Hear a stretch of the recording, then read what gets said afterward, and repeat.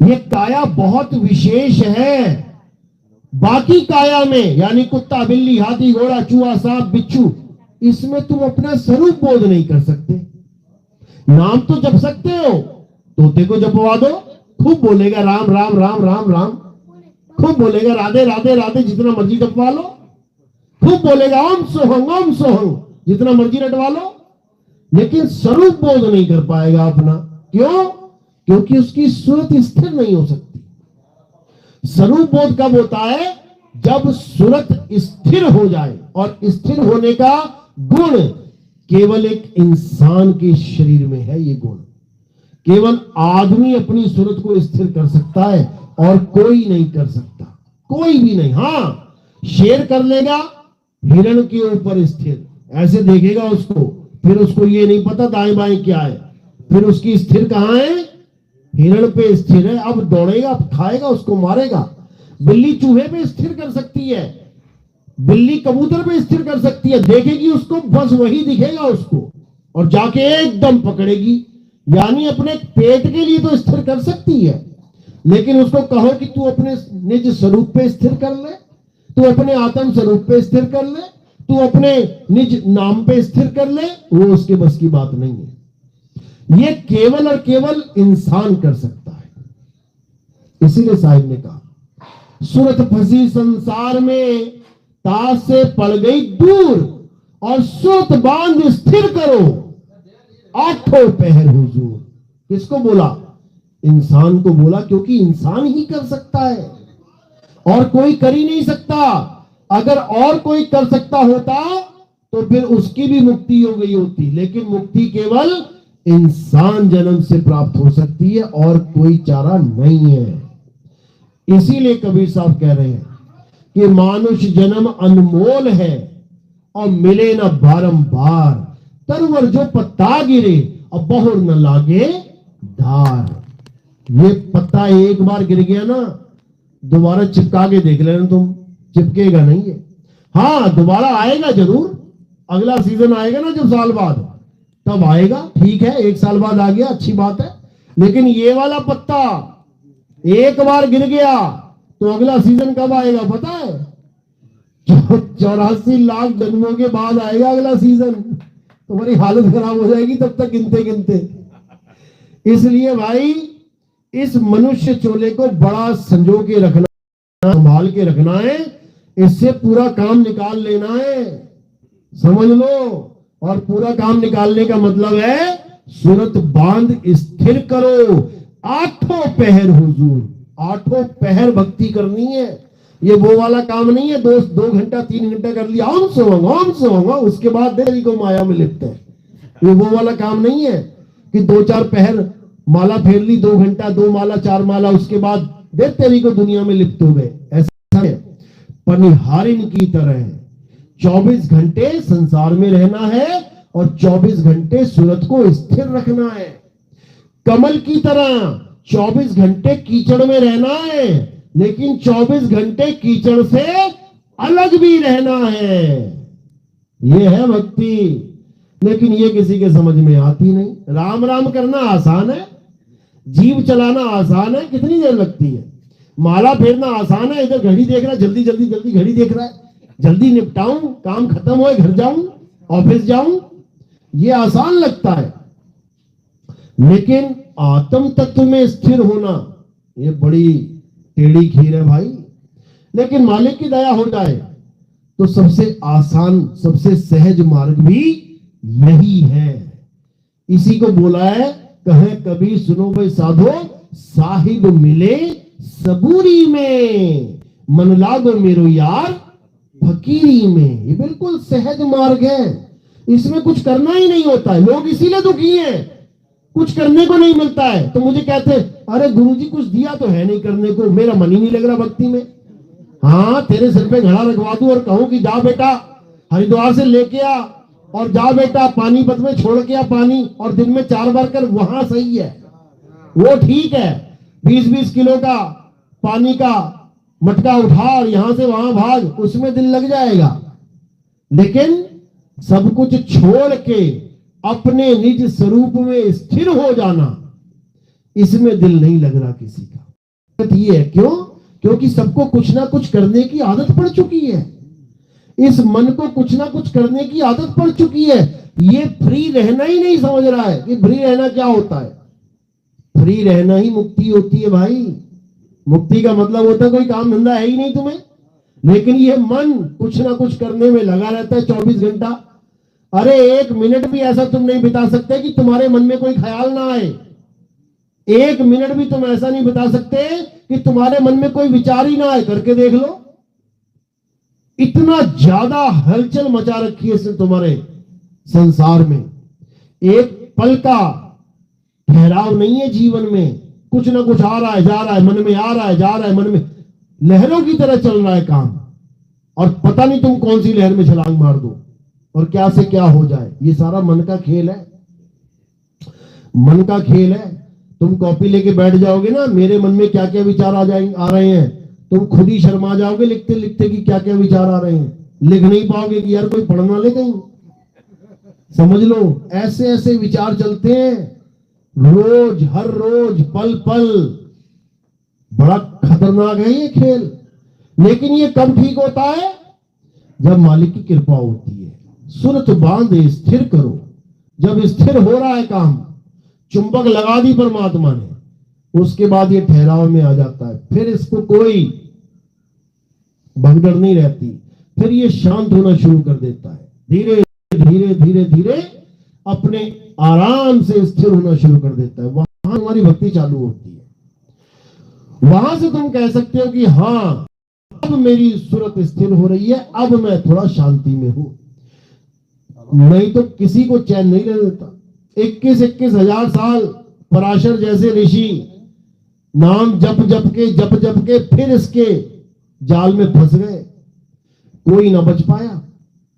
लेकिन मालिक की दया होती है, तब इस मन का खेल समझ में आने लग जाता है। तो साहिब समझा भी रहे हैं, मन जाता है तो जाने दे, तू थाम के राख शरीर, और उतरा पड़ा कमान से, और क्या कर सके थी। ये तो बहुत दूर दूर लेके जाता है, लेकिन इस पे कंट्रोल रखो, इसको लिमिट में रखो, लिमिट से आगे मत जाने दो, नहीं तो उसका भोग भोगना पड़ेगा तुम्हें। इसको बांध दो। रस्सी देते हैं ना हम, गाय भैंस बांधते हैं ना, तो हम कितनी रस्सी छोड़ देते हैं? जितनी उसके लिए ठीक है। कम से कम 5-6 फुट की रस्सी छोड़ ही देते हैं कि चल ठीक है, अपना घूमती रहेगी आसपास में, गर्दन भी नहीं फंसी रहे उसकी। लेकिन लंबी नहीं छोड़ते हम, यानी जितना देना है उसको छूट उतना ही देना है, उससे आगे ना निकल जाए, नहीं तो काम खराब है। क्यों? क्योंकि ये संसार भी मन के सहारे ही चल रहा है। हम परिवार में हैं, हमें भी कुछ ना कुछ करना पड़ रहा है। बच्चे हैं, बच्चों को भी कुछ ना कुछ करना पड़ रहा है। माँ बहन भी हैं, वो भी कुछ ना कुछ कर रही हैं, लेकिन लिमिट में करना है। हर काम अपने लिमिट में करो तो कोई दिक्कत नहीं। लिमिट से परे हो जाएगी बात, तब दिक्कत है। नाराज भी होना है किसी पर लिमिट में। ऐसा ना हो कि वो तुम्हारा दुश्मन ही बन जाए घर में ही, पता लगा तुम्हें चाय में जहर पिला के सुला दे वो। ऐसा भी नहीं करना है। यानी अति किसी भी चीज की ठीक नहीं होती। अति की भली ना बोलना, अति की भली ना चुप, अति का भला ना बरसना, अति का भला ना धूप। साहिब समझा रहे हैं कि हर चीज को कंट्रोल में रखो और अपने नियम खुद बनाओ, क्योंकि मन तुम्हारा है। तुम्हें पता है ये किस तरफ ज्यादा दौड़ रहा है। इसको बाउंडेशन लगाओ, इसको रोको। वहां पे शुरू में हलचल मचाएगा, लेकिन धीरे धीरे धीरे धीरे इसको आदत पड़ जाएगी कि ये नहीं जाने दे रहा है मुझे, यहीं तक है मेरी आदत। तो तब ये थोड़ा तुम्हारा जीवन संतुलन में रखेगा। नहीं तो अगर तुमने बेलगाम घोड़ा बना दिया इसको, ये पता नहीं कहां कौन सी खाई में ले जाके गिराएगा तुम्हें, तुम्हारी हालत खराब कर देगा ये। तो साहिब इसी को समझा रहे हैं कि काल कोई और नहीं है, तुम्हारा मन ही काल है। अरे काल काल सब कोई कहे, काल न चीने कोई, जितनी मन की कल्पनाएं। ये काल कहावे सोए, यही तुम्हें दौड़ा रहा है, तुम्हें भी दौड़ा रहा है, देवी देवताओं को दौड़ा रहा है। इंद्र को देखो कहां से सिंहासन पे बैठा हुआ है, कहां से दौड़ा के कहां खड़ा कर दिया, ले आके कहां पे खड़ा कर दिया? गौतम ऋषि की कुटिया में खड़ा कर दिया उसको लाके। इंद्र बैठा हुआ है स्वर्ग में, अप्सराएं नाच रही हैं, एक से एक बढ़िया। और देखो मन का खेल, वो कुटिया में लाके खड़ा कर दिया इस मन ने। वो समझ ही नहीं पाया कि क्या हो गया मेरे साथ। विष्णु जी को देखो, नारद को देखो, सारी उम्र नारायण नारायण कर रहा है, और उसी नारद के मुंह से इस मन ने श्राप दिलवा दिया अपने भगवान को। वो भी गंगा जल लेके कह रहा है, हे नारायण, जैसे तूने मुझे दुखी किया स्त्री के लिए, जा तू भी दुखी हो जा। देखो, भगत के मुंह से भगवान को श्राप दिलवा दिया इस मन ने। और श्राप देने के बाद नारद मुनि क्या कह रहा, हे प्रभु, ये गलती मुझसे कैसे हो गई? तुझसे नहीं हो गई, ये तेरे मन ने करवाई है तुझसे। ये मन बड़ा शातिर है भाई, ये बहुत शातिर है। ये तुम्हें इतना भी आवाज नहीं होने देता कि तुम दुखी हो कि तुम्हारा मन दुखी है, तुम खुश हो कि तुम्हारा मन खुश है, क्योंकि तुम अपने स्वरूप को भूल के मन को ही अपना स्वरूप मान बैठे हो। मन दुखी है तो तुम्हें लगता है यार मैं दुखी हूं, मन खुश है तुम्हें लगता है यार मैं बड़ा खुश हूं। अरे तुम ना दुखी हो सकते हो ना तुम खुश हो सकते हो, तुम दुख और खुश दोनों से परे हो। समझ लो, इतना खतरनाक है ये, तुम्हें सपने में भी आभास नहीं होने देगा कि तुम सोच रहे हो कि मैं सोच रहा हूं। तुम्हें लगेगा मैं सोच रहा हूं, तुम नहीं सोच रहे, ये मन सोच रहा है। तुम तो केवल हाँ और ना करने वाले हो कि करूं कि ना करूं। सारे विचार मन ही पैदा कर रहा है। तुम्हें लग रहा है मैं सोच रहा हूं, तुम नहीं सोच रहे कुछ भी। ये मन सोच के ऑप्शन दे रहा है तुम्हें, ए या बी, और तुम अंगूठा लगा रहे हो ए या बी। समझ लो, तुम केवल हाँ और ना करने वाले हो। सारे काम मन के चल रहे हैं। इसलिए साहिब कह रहे हैं कि मन जाता है तो जाने दे, तू थाम के राख शरीर। मन कह रहा ऑप्शन ए, तुम कह बी। कर बेटा क्या करता है तू? मन कहेगा बी, तू क्या ऑप्शन ए। कर बेटा तू क्या करता है?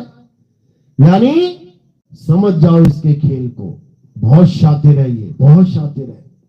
तो कबीर साहब इसी मन के जाल से निकालने के लिए इस संसार से आते हैं, हमारे लिए आते हैं, समझा रहे हैं कि इस मन ने बड़े बड़े ऋषि मुनियों को ठग लिया, इस मन ने बड़े बड़े देवी देवताओं को ठग लिया, इस मन ने बड़े बड़े शूरवीरों को ठग लिया। अब तुम मत ठग जाना, तुम निकलो इसके जाल से, तुम मत भटक भटक के मर जाना।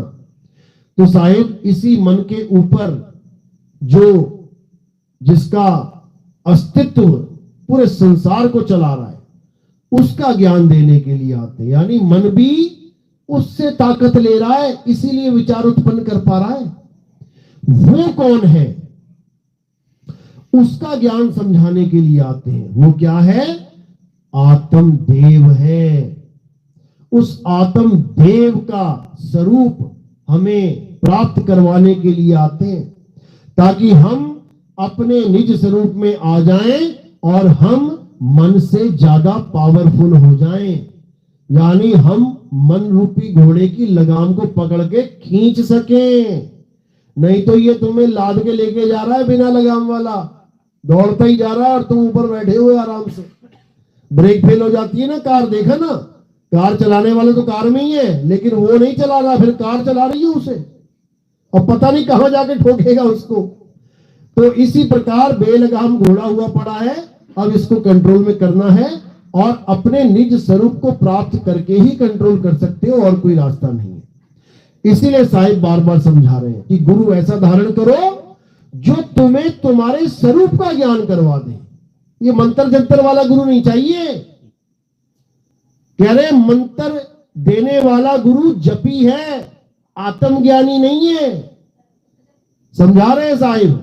अरे घर घर मंत्र देत फिरत है, ये माया के अभिमाना, और गुरुआ सहित शिष्य सब बूढ़े, अंतकाल पछताना साधु देखो ये जग बौराना।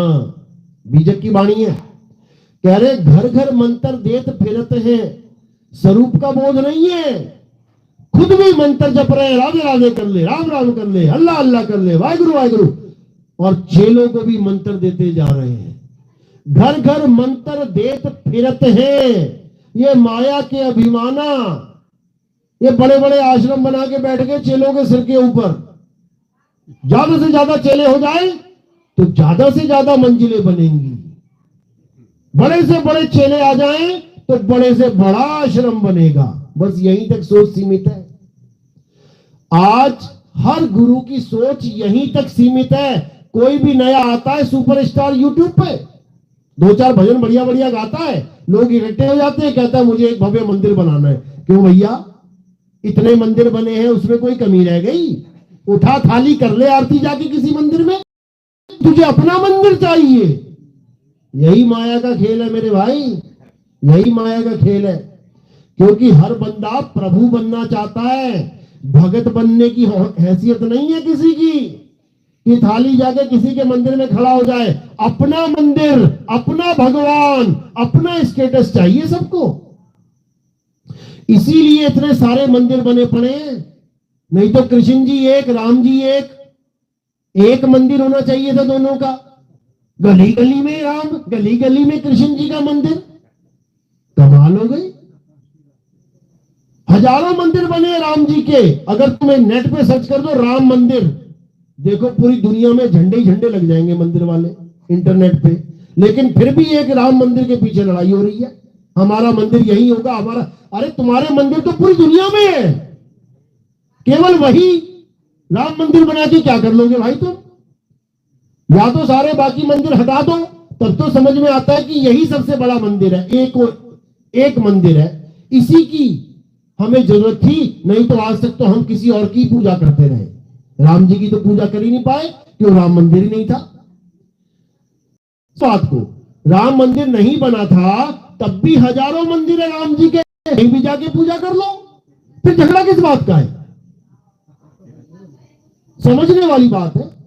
क्योंकि ये मुद्दा ही कुछ और है, भगवान का तो मुद्दा ही नहीं है यहां पे। और बात है मुसलमानों की कि मुसलमानों ने ऐसा कर दिया, वैसा कर दिया। कोई भी मुसलमान अगर मस्जिद के पीछे लड़ रहा है तो हमारी नजर में वो मुसलमान है ही नहीं। क्यों? क्योंकि मुसलमान को मस्जिद की जरूरत ही नहीं है। अरे वो कहीं भी खड़ा होके, चाहे चौक पे खड़ा हो जाए, चाहे अपने ऑफिस में खड़ा हो जाए, मुसल्ला बिछाए खड़ा हो जाए, चाहे वो सड़क पे खड़ा हो जाए, कहीं भी खड़ा होकर अपने अल्लाह को याद कर सकता है। उसको किसी मस्जिद की जरूरत ही नहीं है, जो असली मुसलमान है। लेकिन जो पॉलिटिकल मुसलमान है भैया, उसको तो है, उसको तो मुद्दा चाहिए झगड़े करने का। अरे खुदा की बंदगी दिल से होती है, किसी इमारत से नहीं होती है। एक समय ऐसा था जब मक्का मदीना भी नहीं बना हुआ था, तब क्या अल्लाह की बंदगी नहीं होती थी? एक समय ऐसा था जब राम जी पैदा भी नहीं हुए थे, तब क्या भगवान की भक्ति नहीं होती थी? एक समय ऐसा था जब कृष्ण जी भी पैदा नहीं हुए थे, तो क्या भक्ति नहीं हो रही थी? कि मंदिरों के ऊपर ही टिकी हुई है भक्ति सबकी। अभी 40 दिन का जलजला दोबारा आ जाए, सारी धरती जलमग्न हो जाए, फिर पता लगेगा कौन मंदिर जा रहा है, कौन मस्जिद। सब नैया के ऊपर बैठे होंगे, नाव पे ही पूजा पाठ चल रहा होगा सबका। समझ लो बात। ये सब मन माया का खेल है। असली चीज है आत्मा। उसे ना तो किसी मंदिर की जरूरत है, ना किसी मस्जिद की, ना किसी गुरुद्वारे की, ना किसी चर्च की। जहां तुम हो वही वो है, तुम्हारा पैर भी हिलाने की जरूरत नहीं पड़ेगी। इसी को गुरु ग्रंथ साहब में बोला है, अखा वाजो वेखना। इन आंखों से वो आत्मा नहीं दिखाई दे सकती, वरना जितनी भी आत्मा शरीर छोड़ रही है ना, सब दिखाई दे जाती तुम्हें। ओ माता वो जा रही है, वो उड़ गई उड़ गई उड़ गई। अरे वो कुत्ता मरा, वो निकल गई आत्मा, वो देखो निकल रही है, नहीं दिखेगी इन आंखों से। तो नानक साहब समझा रहे, अखा वाजो वेखना, यानी आंखों से नहीं दिखेगी, लेकिन फिर भी अनुभव होगा। जैसे करंट आंखों से नहीं दिखेगा। अभी नंगी तार तुम्हारे हाथ के सामने खड़ी रख दें, तुम देख के भी नहीं बता पाओगे कि इसमें करंट है कि नहीं है, बता देना जरा। लेकिन छू के तुम्हें पता लग जाएगा ना भैया है इसमें। यानी आंखों का खेल नहीं है, वो अनुभव का खेल है। अखा वाजो वेखना बिन कन्ना सुनना, पैरा वाजो चलना बिन हथी करना, जीबा वाजो बोलना यू जीवित मरना, और नानक हुक्म पछाण तौजा खसमे मिलना। कह रहे हुक्म को पहचानो। परमात्मा का जो हुक्म है वो क्या है? सत्य को प्राप्त करना ही हुक्म है, सत्य की साधना करना ही हुक्म है। गाते भी है ईश्वर सत्य है। एक ही लाइन समझ लो, आगे बढ़ने की जरूरत नहीं पड़ेगी। ईश्वर सत्य है, बस क्या करना है? सत्य को समझना है, सत्य है क्या। और जब समझ में आ गया सत्य क्या है, वही ईश्वर है। अगली लाइन में जाने की जरूरत ही नहीं पड़ेगी। ईश्वर सत्य है, सत्य ही शिव है, शिव ही सुंदर है। इतना लंबा जाने की जरूरत ही नहीं पड़ेगी, केवल एक लाइन को समझ लो। ईश्वर सत्य है, सत्य के खोजी बन जाओ, 101% तुम्हें ईश्वर मिलेगा। तो ऐसा नहीं हो सकता कि ना मिले। लेकिन तुम ये पहली लाइन को छोड़ देते हो, उसके बाद सत्य ही शिव है। अब शिव वाले सारे खुश, अच्छा भगवान शिव ही सत्य है और बाकी, भगवान शिव ही सत्य है और बाकी सब असत्य हो गए। बस यहीं पे दिक्कत हो जाती है। जब हम सत्य का कोई नाम रख देते हैं, वहीं पे दिक्कत हो जाती है। शिव वाले कह रहे हैं शिव ही सत्य है, राम वाले कह रहे हैं राम नाम सत्य है। ले हिंदू धर्म में ही दो सत्य हो गए, एक शिव सत्य हो गए, एक राम सत्य हो गए। अब पहले इनका ही फैसला करवा ले भैया, तो सत्य कौन है? तो एक कह रहा है कि शिव जी सत्य है, राम जी ने शिव जी की भक्ति करी थी। कब? जब पुल बनाने जा रहे थे, शिव जी की भक्ति करी। शिव जी 3 दिन तक शिवलिंग पूजते रहे। अरे भैया 3 दिन तक पूजते रहे तो क्या पुल बनने दिया क्या समुद्र से? पहले तुम यही बता दो। 3 दिन तक शिव जी की भक्ति करते रहे कि हमें पुल बनने दे। क्या पुल बनने दिया? तो शिव जी की भक्ति करके भी पुल ना बन पाया, वो समुद्र माना ही नहीं, रास्ता देने को तैयार ही नहीं हुआ। उसके बाद नल नील को लाना पड़ा बीच में, यानी शिव जी की भक्ति भी जीरो हो गई। फिर नल नील आए दोनों, वरना शिव जी से ही काम बन जाता। अगर शिव जी सत्य है तो सत्य फेल हो गया यहां पे, और नल नील को लेके आ रहे भैया तुम ही बनाओ यार। अब बताओ, जो शिव जी को सत्य मानते हैं वो ये उदाहरण देते हैं कि राम जी शिव जी के पुजारी थे, और जब भस्मासुर पड़ गया शिव जी के पीछे, वो किसको याद कर रहे हैं? फिर शिव जी को राम जी याद आ रहे हैं, विष्णु जी, वो उनको बुला रहे हैं। तो विष्णु जी वाले इनका उदाहरण देते हैं, अरे शिव जी तो कुछ भी नहीं है, विष्णु जी है परम पिता परमात्मा। शिव जी को बचाया उन्होंने भस्मासुर से, नहीं तो भस्म कर देते उनको। ले अरे तुम्हारी अपनी प्रॉब्लम है भैया, तुम्हारे धर्म में, तुम दूसरों को क्या बोलोगे? एस्कॉन वाले परमात्मा विष्णु जी को सिद्ध करते हैं, समझ लो जाके। और शिव जी वाले परमात्मा सदा शिव को सत्य बताते हैं। तो 2 सत्य तो तुम्हारे धर्म में घूम रहे हैं। अब तीसरा ब्रह्मा का तो नाम ही ना ले, अच्छी बात है फिर तो, नहीं तो तीसरा भी आ जाएगा बीच में। वो कहेगा मैं सृष्टि बनाने वाला हूं, भैया तुम दोनों कहां से आ गए? तो बड़ा तगड़ा झमेला है भैया इसमें, समझ लो। तो इससे बचना है तो उस सत्य को जानो जिसको आत्मा कहते हैं। उस आत्मा का सब गुणगान करते हैं। विष्णु जी भी, शंकर जी भी, ब्रह्मा जी भी, कबीर साहब भी, रविदास जी महाराज भी, मीरा जी भी, दादू पलटू भीखा जी, गरीबदास जी, सारे के सारे उस आत्म तत्व की महिमा गाते हैं। कृष्ण जी देख लो क्या कह रहे हैं, हे अर्जुन, आत्मा को ना तो कोई शस्त्र काट सकता है, ना अग्नि जला सकती है, ना वायु सुखा सकती है, ना जल भिगो सकता है। किसकी महिमा गा रहे हैं? आत्मा की, अपनी नहीं गा रहे। कि कह रहे हैं कि मेरे शरीर की पूजा करो, मेरे शरीर के अधीन हो जाओ, ऐसा नहीं बोल रहे हैं। उसकी पूजा, उसके अधीन होने की बात कर रहे हैं, उसकी शरण में जाने की बात कर रहे हैं, जिसको कोई जला नहीं सकता, काट नहीं सकता, सुखा नहीं सकता, भिगो नहीं सकता। वो है परम सत्य सब धर्मों का, समझ लो। लेकिन उसको तो कोई समझ नहीं पा रहा है। अपने अपने भगवान को लेके मंदिर पे मंदिर दे, मंदिर पे मंदिर बनाते जा रहे हैं। यही प्रॉब्लम है। हमारी बुद्धि छोटी हो चुकी है, सत्य और असत्य का निर्णय नहीं कर पा रहे हैं, इसीलिए भटक रहे हैं, इसीलिए लड़ रहे हैं, झगड़ रहे हैं, मर रहे हैं, कट रहे हैं। आज एक त्योहार की भी गारंटी नहीं है कि साफ सुथरा निकल जाएगा। सही बता रहा हूं मैं। एक भी त्योहार आने वाला होता है ना, हिंदुओं का बढ़िया त्योहार जिसपे खूब हल्ला गुल्ला मचे, मुसलमानों का त्योहार, बस दिल ऐसे ऐसे का होता है कि पता नहीं कौन सी खबर आ जाए कि वहां दंगा हो गया, 50 100 मर गए, 200 मर गए।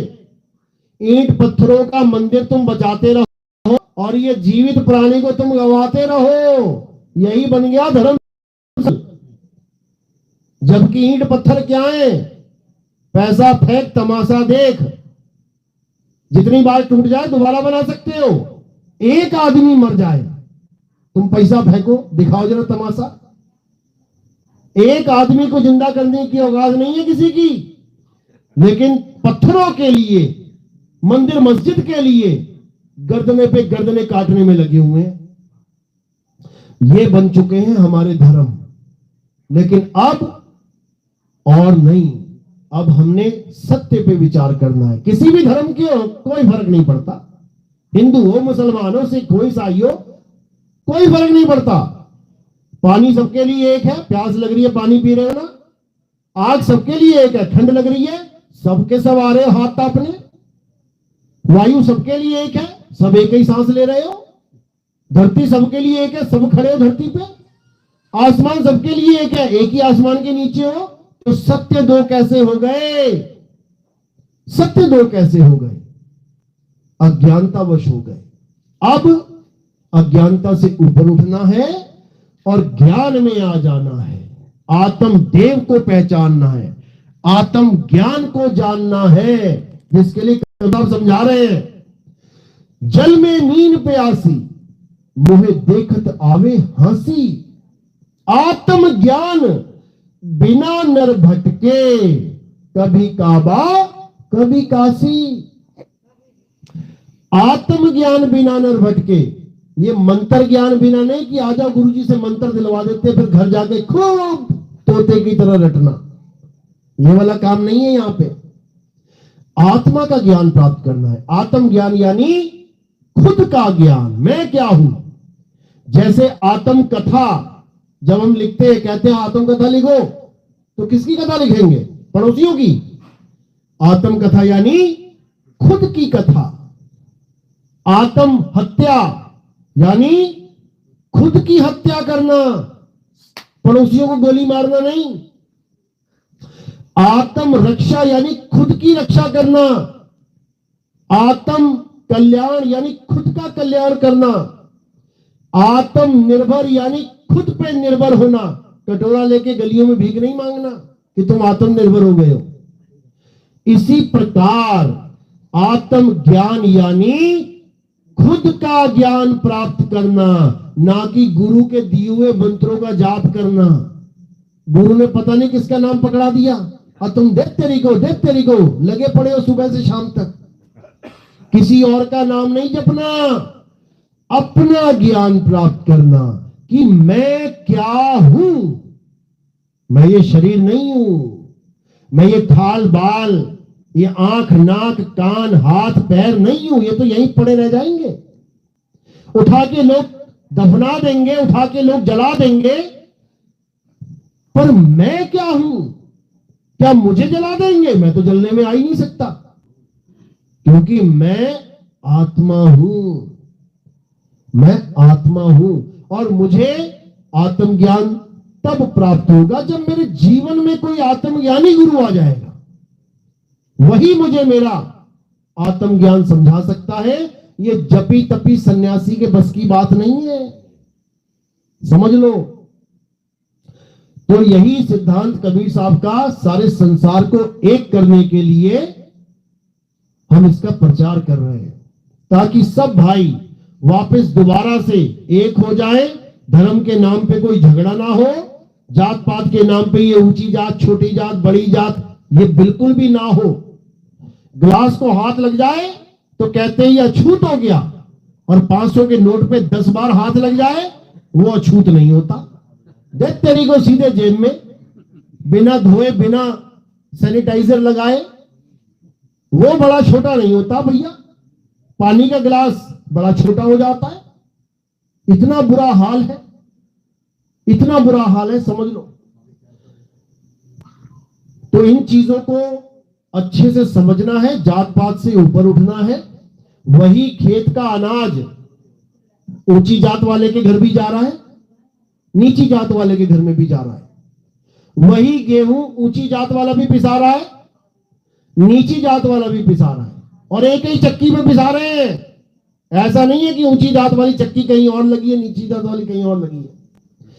टाटा साल्ट आ रहा है तुम्हारे यहां, गरीब के यहां भी वही आ रहा है, अमीर के यहां भी वही आ रहा है। एक ही दुकान से लेके आ रहे हैं, समझ लो।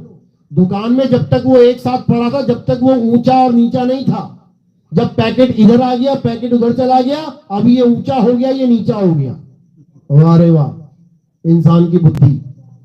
तो इन चीजों से बाहर निकल जाना है और एक आत्म सत्ता को सब में देखना है। विराजमान है वो आत्म सत्ता। तुझ में राम, मुझ में राम, सब में राम समाया, और सबसे कर लो प्रेम जगत में, कोई नहीं पराया। जब प्रेम की बात आई तो सबसे करना है, लेकिन जब कर्तव्य की बात आ गई तो फिर अच्छे और बुरे को भी अच्छे से नापना है। फौजी नहीं कह सकता कि सबसे कर लो प्रेम जगत में, कोई नहीं पराया, और 4 आतंकवादी घुस गए अंदर, वहां तो गोली ठोकेगा, समझ लो।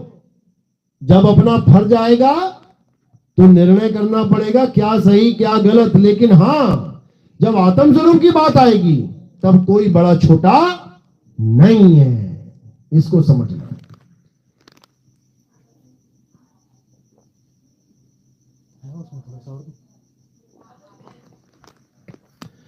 तो बात यहीं पे समझने वाली ये है कि ये तो हो गया आध्यात्मिक ज्ञान कि ठीक है, सब एक है, मालिक के बच्चे हैं, सब सूरत रूप में है, जीव रूप में है।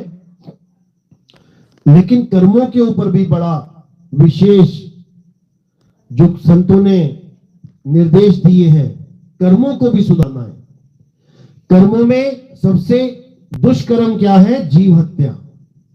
ये बिल्कुल नहीं करनी है। कोई भी मीट खा रहा है, मांस खा रहा है, मछली खा रहा है, अंडे खा रहा है, इसको सबसे पहले रोकना है। क्यों? क्योंकि ये कर्मों का क्षेत्र है, ये कर्म क्षेत्र है। यहां कर्मों के भोगी मिलते हैं। आज लोग कहते हैं ना, गुरुजी बड़ा दुखी हूं, बहुत दुखी हूं, बहुत दुखी हूं, कुछ कर दो। क्या करोगे भैया? जो बोया है वो काट रहे हो। दुख इसलिए आया है क्योंकि तुमने किसी को दुखी किया है, इसीलिए आया है।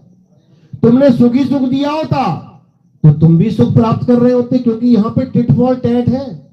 जो करोगे सो भरोगे, चाहे वो देवी देवता होए, चाहे वो ब्रह्मा विष्णु महेश जी हो, जो करेंगे सो भरेंगे। बस इतना फॉर्मूला याद रखो। तो इसका एक ही उत्तर होता है। जो लोग कहते हैं बहुत दुखी हैं, सुखी होना है, हाँ गुरुजी होना है, तो सुख देना शुरू कर दे। एक ही फॉर्मूला है। तू दूसरों को सुख दे, 101% तेरे पास सुख वापस आएगा। ऐसा हो नहीं सकता कि ना आए। अब तू काट रहा मुर्गियों की गर्दनें और सोच रहा मेरे ऊपर दया हो जाए। अरे जब तू दया नहीं कर रहा है तो तेरे ऊपर दया कैसे होगी? हो ही नहीं सकती। इसीलिए सबसे पहले अध्यात्म भी बात की बात है, वो बाद में देखेंगे। सबसे पहले अपने कर्म शुद्ध करने हैं, अपना तन शुद्ध करना है। मन तो बाद में देखेंगे शुद्ध हो रहा है कि नहीं हो रहा है। सबसे पहले जो चीज दिख रही है उसे शुद्ध करेंगे। यानी मीट मांस से तौबा करेंगे, नशों से तौबा करेंगे, तंबाकू, जर्दा, बीड़ी, पान मसाला, ये भी गलत है। क्यों? खा तुम रहे हो, भुगत परिवार रहा है। पता लगा तुम्हारे मुंह में कैंसर हो गया और पूरा परिवार रो रहा है, पैसा लगा रहा है, लाखों रुपया खर्चा करवा दिए तुम्हारे ऊपर, उसका क्या फायदा। तो इन चीजों को भी दिमाग से निकाल देना है, बिल्कुल सात्विक हो जाना है और जुआ नहीं खेलना है, यानी हराम का पैसा नहीं आना चाहिए तुम्हारे पास, बिना मेहनत का पैसा नहीं आना चाहिए। क्यों?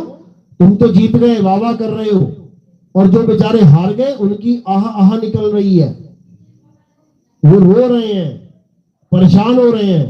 तो गलत तरह से पैसा आया है, लोगों की हाय लेके आएगा, पता भी नहीं लगेगा कहां निकल गया। और जो ऐसा पैसा कमाते हैं उनके बच्चे बीवी सब बीमार रहते हैं, बीमारियां लग जाती हैं इनको, कोई मेंटली प्रॉब्लम हो जाती है। करोड़पतियों के बच्चे देखोगे पागल हैं, पता नहीं कहां कहां भर्ती कर रखे हैं, बढ़िया बढ़िया कारें हैं और उसमें लड़का ऐसे बैठा है कि लार निकल रही है, उसको यही नहीं पता कि पोंछना है कि चाटना है, क्या करना है। तो ये सब कर्मों का हिसाब होता है भाई, बड़े आराम से मेहनत की कमाई खानी है। साहिब समझा भी रहे ना कि देख पराई चौपड़ी और मत ललचा जी, रूखा सूखा खाए के और ठंडा पानी पी, पेट ही तो भरना है भाई, पेट ही भरना है। जरूरी नहीं कि रोज पनीर ही ढोकना अंदर, पता लगा बीमार हो गए। दाल रोटी खाओ मजे से, कोई दिक्कत नहीं है, कभी कभी ले लिया ठीक है, हाँ, लेकिन ऐसा नहीं कि तुम दूसरों को ही देखते रहो। तो ये भी बहुत जरूरी है। तो सात्विक जीवन हो, विवेकी गुरु हो, तब समझ लो अब जाके तुम्हारा जीवन सफल होने वाला है, नहीं तो ऐसे ही धक्के लेके ऐसे ही चले जाएंगे। चलो, तो आज का सत्संग यही समाप्त करते हैं। किसी का कोई सवाल हो पूछ सकता है, कोई किसी अन्य पंथ से आया है, कोई सवाल है, शंका है, पूछ सकता है, क्योंकि हमारे सत्संग में ज्यादा